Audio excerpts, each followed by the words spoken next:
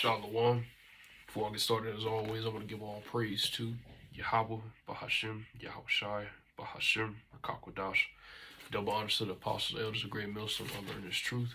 Peace, blessings, and salutations to the elect out there scattered abroad. Pushing this truth on the four corners of the earth, risk their lives and freedom to do so. So, Brother Tazamak, coming back with a quick lesson. I'm going to call this the coming decimation. Okay? And that's equivalent to, the destruction, the punishment that's coming for Babylon the Great. Okay? The year 2024 is coming in with a bang. We're in the first month. It being January, it's about to be February, but we're in the first month, and a lot of prophetic events have taken place.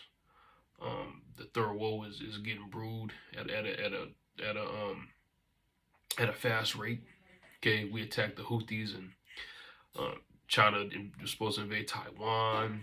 The BRICS nations are coming together to drop the U.S. dollar. Okay, my brother posted that. I can't remember what state or country. I think it was I can't remember. I don't know if it was Britain. I can't remember.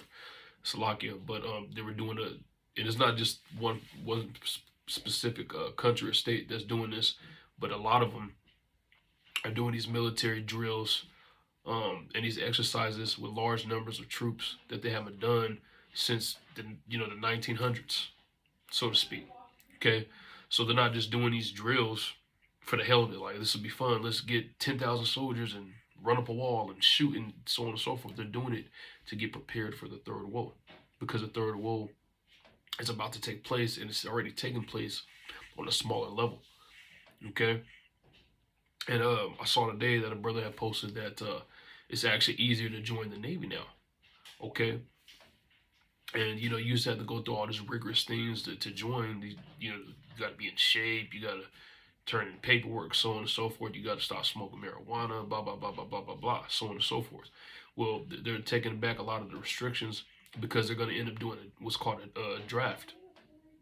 Okay, so they're going to do the draft, and when you do a draft, a lot of things that they tripped off before, they're not going to even trip off of. Or you got to have X, Y, and Z, or you can't join. They're doing a draft for a reason, because we don't have enough troops to fight in World War III. That's why they're going to do the draft for. And it's not going to be if you want to come. It's going to be a forced mandatory. And if you don't go, I don't remember what the crime is called, but they're going to cast you into prison.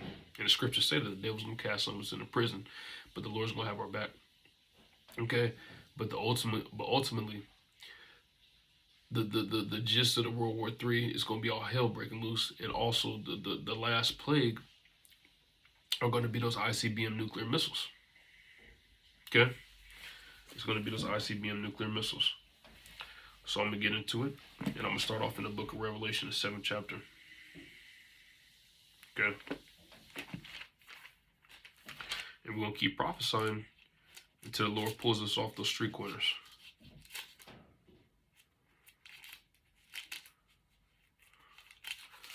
So,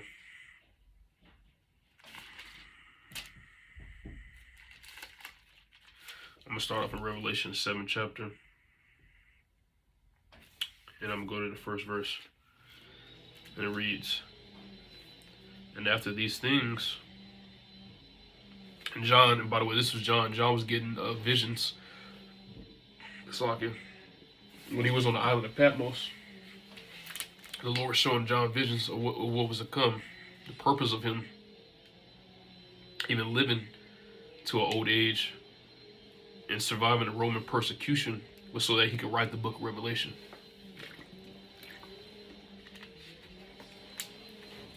It's all prophecy. Revelation 7:1, it says, "And after these things I saw four angels standing on the four corners of the earth, holding the four winds of the earth, that the wind should not blow on the earth, nor on the sea, nor on any tree."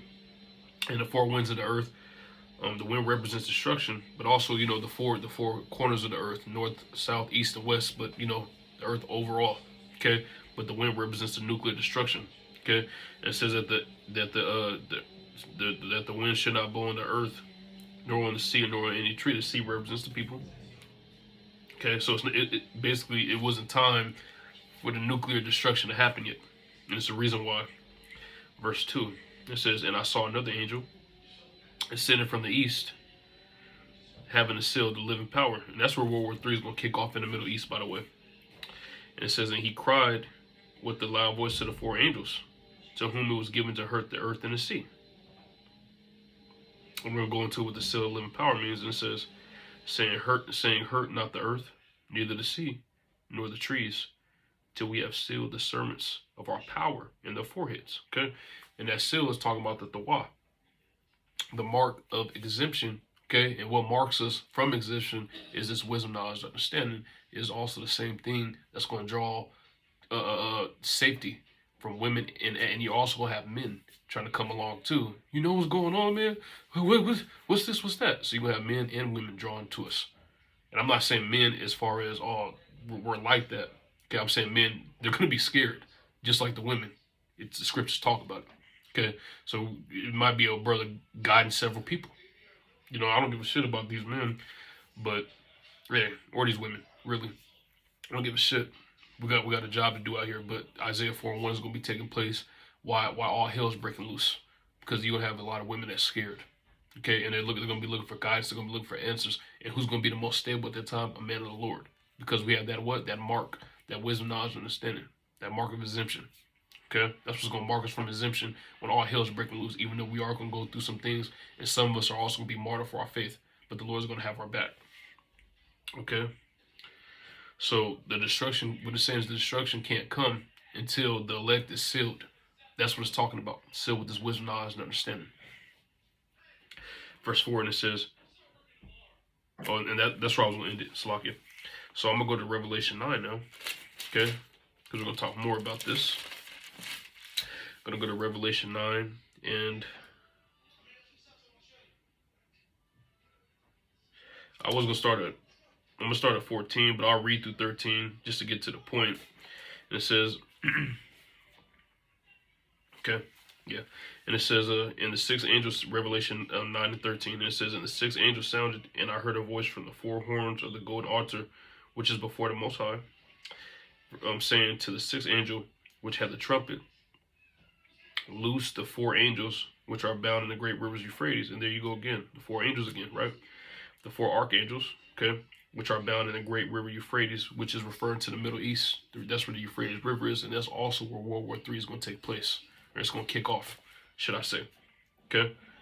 In verse 15 it says, and the four angels were loosed. See? The four angels were loose. And it said in Revelation 7, it said that the angels weren't going to be able to do their thing until we were sealed with the wisdom, knowledge, and understanding. So this obviously, when the angels are getting loose, this is obviously when the elect is sealed. Okay? And it says, which were prepared for an hour, a day, and a month, and a year, for to slay the third part of men. The third part of men is referring to Esau, Edom, but you're also going to have other people dying in that as well. The 2/3 heathens, so on and so forth. Okay? But the third part of men in the scripture is talking about, referring to Esau, Edom. But I want to highlight the part where it says, and the four angels were loose, which were prepared for an hour and a day and a month. See, so it's a certain time frame that the four angels are going to be let loose to be able to do their thing, and a nuclear holocaust is going to come. But the elect has to be sealed first. You can't have other prophecies happening before other prophecies that need to take place first. Just like World War III, you can't have World War III fully get blown out and announced until the MOTB gets made mandatory. It has to happen, the prophecy has to happen in a certain type of order, okay? In the Bible, there's a puzzle. You're not going to just read A through Z and get the prophecy that way. Scripture says here a little and there a little, okay? And it says, 16, Revelation 9:16, it says, and the number of the army of the horsemen were 200,000, and I heard the number of them. That's going to about 200 million missiles. Okay? It's talking about the missiles. Okay, and a horse represents power. The Lord's going to put a spirit on those missiles. Okay? Verse 17, and it says, and thus I saw the horses in the vision, the missiles, and them that sat on them, having breastplates of fire, and of jacinth and brimstone. And the heads of the horses were at the head of lions, and out of their mouths issued fire, smoke, and brimstone. Again, this is going into the missiles. Okay, because John saw the fire coming behind the missiles, it resembled like a lion's head. Okay, so missiles are coming to destroy Babylon the Great. And it's not going to just hit Babylon, it's going to hit Israel and other certain parts of the world. Okay, I think I made my point with that. Okay, so next, you're going to have a lot of people wondering why all this destruction has happened. Okay, and why all this destruction is taking place. Well, this place is wicked. Okay, it's wicked as hell, and it's just like Sodom and Gomorrah. Okay, and what did the Lord do to Sodom and Gomorrah? He wiped it out. He's going to do the same thing in this place. Okay,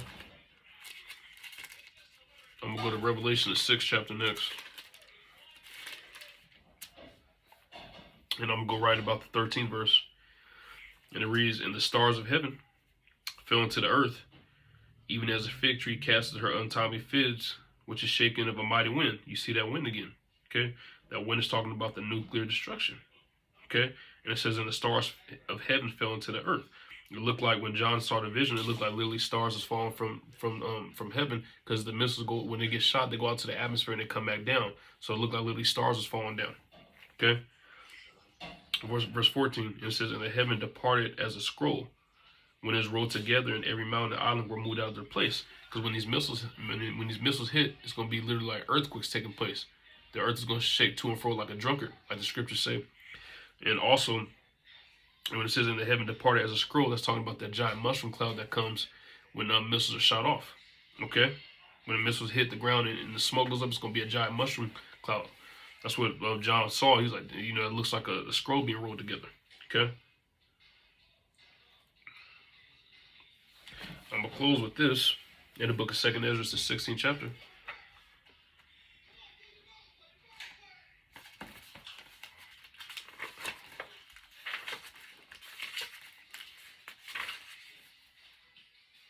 In the 13th verse, it reads, "For strong is his right hand that bendeth the bow.